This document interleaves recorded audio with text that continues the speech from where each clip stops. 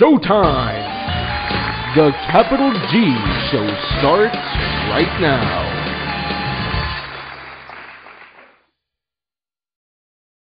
What's up YouTube, Capital G here, doing part 2 of 5 really good overlooked decks since nobody plays Effect Veiler anymore. Meant to do this video a couple of days ago, but I got caught up in the whole E-Dragon 10s, and then I started making DN dual commentaries with Infernity and, you know, the world premiere cards, and I didn't want to flood you guys with just videos like every single hour, and then you guys just tune me out. So anyways, here is part 2. First off, my beloved INZEKTOR is going to talk about them. The deck has crazy potent offense, one of the strongest offensive decks in the entire game.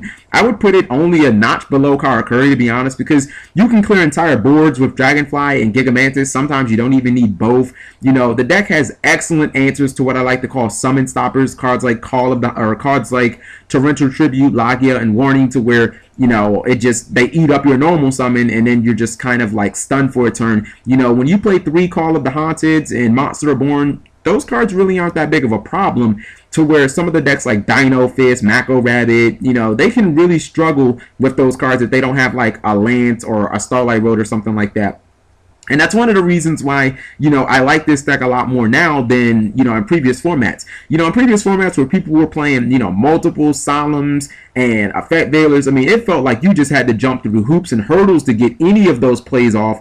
And, you know, Effect Veiler is pretty much the biggest, like, demoralizing thing you can do to an INZEKTOR player outside of activating macro, to where they just can't do anything in the deck. Because not only did that player waste their normal summon, but they weren't going to be able to use their battle phase either. You know what I mean? If you summon a Centipede or a Dragonfly, I mean, those cards are 16 and 1000 attack. They're not doing anything. You know, so the way that the format is shaping up right now, to where, at least for the first half of the format, Effect Veiler wasn't seeing a lot of play, it definitely helps this deck. You know, defensively, the deck doesn't play defense fantastically as some of those slower paced decks, but you also don't have to commit really anything to your to playing defense. I mean, it doesn't really require you to keep any monsters on board. You know, Threatening Roar not only gives you blanket protection for your monsters, but it's also chainable in a format where, you know, a lot of people run 3 MSTs and heavy storm nets can be very important, but it can also create pseudo locks, because if you have like an INZEKTOR on board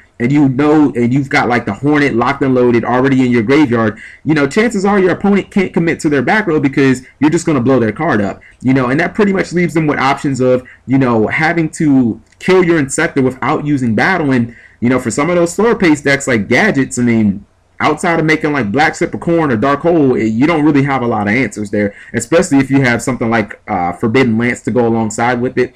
You know, the deck has a wide range of XC plays, anywhere from rank 2 all the way up to rank 5, you know, and it seems like rank 5 is like almost the deck's bread and butter. I mean, some of the cards where you would hardly ever see in competitive play are absolutely amazing in this deck. Cards like Exostag, to where, you know, like I've said in the past, I've taken people's, you know, only Grapha in their graveyard, or, you know, I've taken people's Light and Darkness Dragon and equipped it on my card so that they couldn't, you know, have it be destroyed and summon something else. Or, you know, some of those odd plays actually work really well in this deck. And even though this deck is fairly graveyard based itself with Call of the Haunteds and, you know, sometimes Mystic Tomato, Card Trooper, this deck can actually battle against those pure graveyard based decks like Dark World and Mermail simply by siding in Dimensional Fissure or copies of Soul Drain. Now, I don't know what those decks do against each other, but, you know, those cards have absolutely no bearing on INZEKTOR Hornet or INZEKTOR Ladybug, so all your plays are pretty much gravy.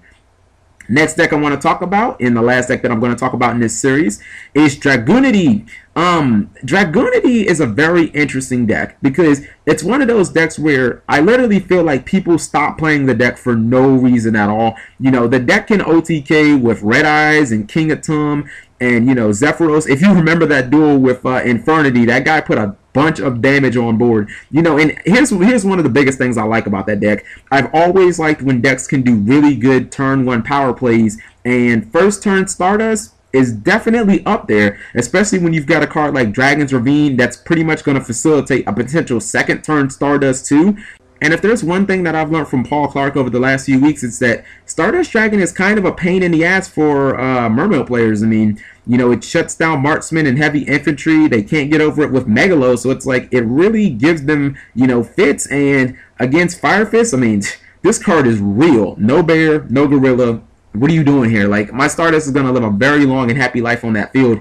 You know, I like the fact that this deck can minimize the amount of dead draws that it has, and that's something that is really hard to find in Yu-Gi-Oh! That's one of the reasons that Mermaid is so successful, is because they can take cards that they don't want in their hand, like, you know, Abyss Lead. They can just discard them to summon shit like Megalo, cards that they want on the field. I mean, they can pretty much take any of their monsters and they could use them in unison with the next monster, and to a very small extent, you know, Dragon's Ravine allows you to do that. If you're playing against Chaos Dragons, it allows you to pitch Heavy Storm and MST so that you can summon what you want to summon, or you can get the cards you want. If you're playing against a deck and, you know, you have a field of Thought Ruler and Stardust, get rid of that Dark Hole. You know that you don't need it, so instead of having to set it and wait for your opponent to like blind MST it, you can instantly get utility out of those cards that you don't need.